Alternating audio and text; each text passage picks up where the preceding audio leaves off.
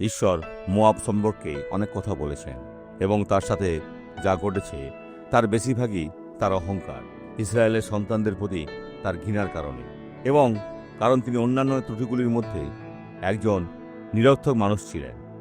48 অধ্যায়ের 26 পদে বলা হয়েছে, তোমরা তাহাকে মত্ত করো, কারণ সেই সদাপ্রভুর বিরুদ্ধে বড়াই করিত। পাগলামি।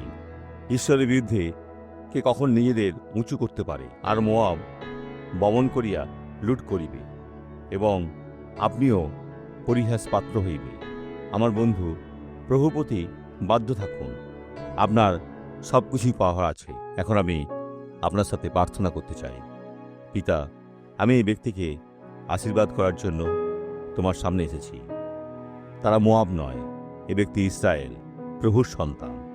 তারা পুনর্জন্ম লাভ করে, যদি এখনও না হয় তবে এখনই হবে। পিতা, তাদের মঙ্গল ও সুরক্ষা দিয়ে ঘিরে রাখুন। আর আমি সকল মন্দকে বলি, চলে যাও, যিশুর নামে, আমেন।